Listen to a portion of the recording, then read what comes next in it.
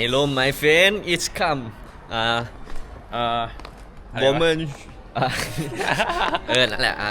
เอาซีพาไปเบิ่งหอพักซีเกมว่าเป็นอะไรในปัจจุบันไปเบิ่งว่าห้องเป็นอะไรสภาพเป็นร้อนยูหันเป็นอะไรมีอย่างแน่เอาชีถ่ายให้เบิ่งตอนนี้เขาอยู่มอซอนอ่ะเดี๋ยวเขาชีกำลังเดินทางไปคลิปนี้ก็ขอใส่แว่นตาเนาะขอเท่จากคลิปขอใส่กับ ไม่ ไม่ ได้ ใส่ เจ็บ เนาะ ตาเนาะทางมุ่งหน้าสู่ทวีปตะวันออกแห่งอาชีตะวันตกของทวีปอเมริกาลาตินใต้อาร์เจนตินาของหอพักซีเกม ไปเรื่อย ตอนนี้เขากำลังย่างมันเป็นทางลัดสู่ห้องอาหารนั่นเอง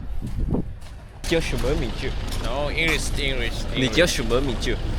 no no Chinese USA USA Chinese USA bro เจียวชูเมอร์มิจู มึงพูดทำก็ได้ว่ากูบอกเองก็ได้ กำลังสีเดียวรถนะครับเงี้ยไปซีเกม3-2-1วับอ๋อปิดดูเถอะทราบหลังขี่รถตอนนี้ พี่เสียมาดิยังไม่ค่อยจะเอากระเจให้ค่อยตอนนี้เฮดปีหายครับผมของผมแม่งเหี่ยงกับบูคือรถเสียได้แล้วโอเค มอซอโด่งๆเนาะใช่ป่ะเวลาเนี่ยรถจะติดหลายโมเมนต์แบบว่ารถมันหลายเลยแต่ว่าทางมันแคบอันนี้ก็คือวิทยาเขตโด่งๆนี่ก็จะเป็นแบบพวกแบบร้านขายเครื่องนี่ไก่เทืองนั่นไปก็จะเป็นห้องอาหารมีสาระและคลิปนี่โอ้วอซัมแมน What's up เขียนป้ายบอกอยู่เขาต้องออกลูกเดียวห้ามเข้าเขาบอกขี่ออกมานี่แล้วเขาก็มานี่เลยมันจะเป็นทางไปหอพักซีเกมก็จะเป็นบอลแคมปิ้งเกินมาเป็นร้านอาหารต่างคืนแล้วก็มีเรียกว่า เซเว่น อีเลวีเอ็นอีเลเว่นเซเว่นอีเลเว่นตอนนี้รถยังบดติดหลายเรียกว่าตอนแรงของตัวมือนี่รถมันมักจะติดเนาะซึ่งเขาก็ต้องแบบ เป็นยังไงคนรอครับ คอยมารถติดแรงๆนี่มาฮอดแล้วอันนี้ก็เป็นทางขึ้นของหอพักซีเกมนั่นเองทางก็สิยุ่งยากหน่อยนึงเนาะตะกี้แบบทางแบบโหดก็นี่เนาะซึ่งเขาเจ้าหักเฮ็ดใหม่แต่ก็บ่เข้าใจว่าเป็นหยังคือมาเฮ็ดแบบนี้คือแบบบ่เทแบบเบตงเลยไอ้สิมาเนาะต้องฝากรถก่อนเนาะขอฝากรถแป๊บนึงก็ว่าผมเป็น เบิ่งไผสิมาเนาะรถจักรมาซึ่งถ้าเฮาสิจอดตามห้านขายเครื่องแล้วก็ฝากกับเจ้ามันก็สิอันตรายบ่เนาะถ้าผู้ใดมาขี่รถจักรมาเราก็ต้องนี่เนาะเอารถไปฝากหลังจากยังเข้ามาก็คือสภาพนี่คือสภาพโดยรวมยังเข้ามาขึ้นมาโตเอาเข้ามาเนี่ยจะเป็นทางข้างนี่ครับ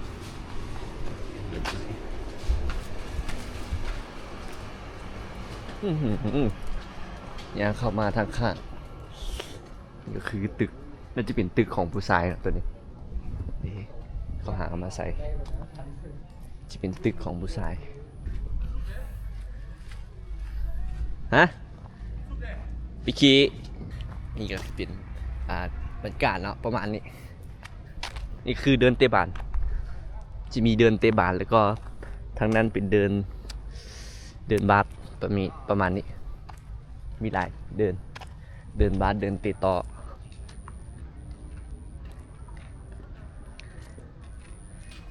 กว้างอยู่เนาะกะโอเคอยู่แล้ว สบายดีเจ้า สบายดี สบายดีเจ้าสบายดี อันนี้เอาพาทัวร์เลยพาทัวร์ พาทั่ววะ แมน ตัวนี้ก็ รี เป็น วิว นี่ก็เป็นฮอซีเกมเนาะเยอะฝั่งจะเป็นตึกผู้ชาย ตึกผู้ชาย แม่ส่วนฝั่งคุณจะเป็นตึก ผู้หญิง แมนจะมีตึกของผู้ชายแล้วก็เฉพาะตึกของผู้ชายจะเป็นของคนลาวแล้วก็ของคนต่างประเทศเฉพาะคือตึกนี้จะเป็นของคนต่างประเทศ แมนส่วนบางคุณจะเป็นตึกผู้หญิงแล้วก็มีตึกของต่างประเทศของผู้หญิงอีกตึกหนึงแมน มี4ตึกผู้ชายจะอยู่ร่วมกัน แล้วก็ แม่น ตึกผู้ชายจะแยกก็คือต่างประเทศกับคนลาว แมน ผู้หญิงก็คือกันประมาณนี้ แม่นผู้หญิงตึกจะลายกว่าเพราะว่าผู้หญิงลายกว่า เหรอ แม่น ผู้หญิงจะหลายกว่า เพราะว่าผู้หญิงตึกผู้หญิงจะหลายเพราะว่าผู้หญิงหลายกว่า แมน รีวิวจังไหนกันใช้ชีวิตอยู่นี่ เดี๋ยว พอ ก็โอเคอยู่ก็พออยู่นะเพราะว่าก็คือเขาต้องได้ปีนนะสายปีนอะไรอยู่แล้วบ่ได้มีปัญหาหยังเลย ก็สู่โซนเนาะ แม่ที่จริงมันบ่ได้ยุ่งยากหยังเลยนะบ่าเฮาเคยอยู่คิดว่าแม่ รีวิว บางคนอาจจะบางคนนะส่วนแรกๆที่เฮาคิดว่านะตอนมาอยู่ส่วนแรกๆตัดสินใจสิมาอยู่บ่ก็คิดแบบว่าสิมาอยู่หรือบ่มาอยู่เพราะว่ามันยากมันสิยากนะเพราะว่าเกิดว่าเฮาก็มักไปลินแหน่บ่ไอ้ซังอันนี้แต่ที่จริงเฮาก็ตอนใดมาอยู่เฮาก็บ่ได้ไปลินนะบ่ได้ออกไปไสกันที่จริงมันชิวๆนะมันบ่ได้มีหยังลงน้อยนะ ชิวๆเนาะ แม่นๆชิวๆอยากออกกลางคืนที่จริงกลางคืนเขาจะปิดประตูประมาณ 10:00 นแต่เฮา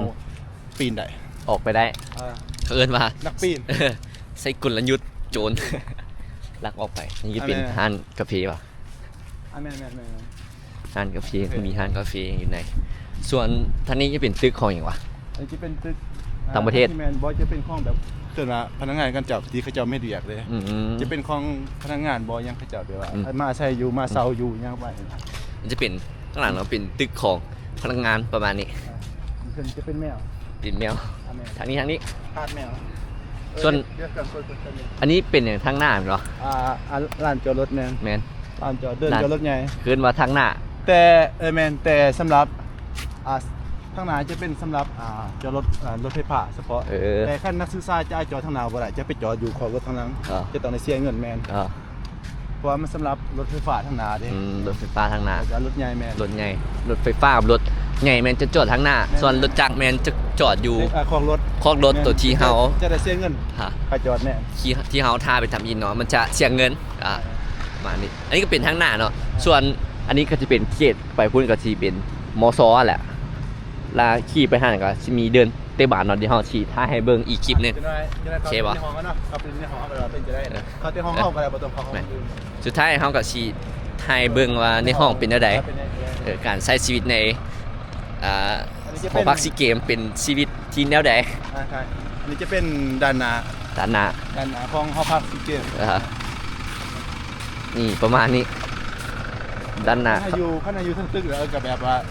จุดที่มองว่าก็คือแบบสามารถแบบส่องเบิ่งผู้สาวนะฟินเลยนะ บินเลยไปหรอ เลือกสันซีแมนตอนนี้ยายมาอยู่ซันรูมแล้วอดแล้วก็จะประมาณนี้ กับประมาณนี้เนาะอันนี้เป็นตึกตึกต่างประเทศ ต่างประเทศเขาเป็นยิงโอ้โหทำโบทายดีกว่า ฮะ เดี๋ยวเห็นอันนั้นเห็น เฮ็ดจ้ะ เห็นเห็นอันกระเจ้ากินข้าวประมาณนี้ นี่แหละ ประมาณนี้เนาะบ่มีอย่าง เขาจะย้ายแล้วเพราะว่าเขาจะบูรณะตึกไหนให้นักเรียนทุกคนย้ายเข้ามาตึกมื้อจะไปอยู่ตึก A6 ตอนเฮาย้ายใหม่ๆซันรูมันอาจจะเปื้อนเนี่ยเพราะว่าเขาจะกำลังมาอยู่นะต่อไปคิดว่าน่าจะสะอาดเพราะว่าจะได้มีคนมาเมียนเรื่องแม่บ้านนะ แบบว่ากระเจ้ากำลังแบบปรับปรุงใหม่นะเราเห็นใหม่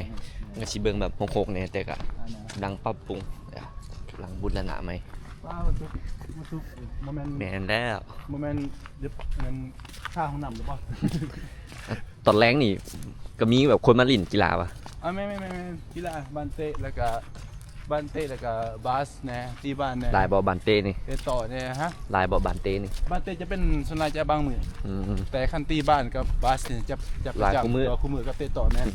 สองสร้างกิจสร้างประเภทกีฬาสร้างประเภทจะประจ แม่น ำแต่กีฬาบานเตะจะโดนๆเท่านี้ เพราะแบบเตะบานเนาะจะโดนๆเตะเท่านึงส่วนพวกตะกร้อแล้วก็วอลเลย์บอลแล้วก็นี่ก็บาสเกตบอล อ่ะ เขาจะเล่นอยู่ประจำเลยที่ตรงนี้ แต่ว่า ใช่ ของไทยแบบ ในช่วงตอนแรงๆช่วงเย็นๆนี่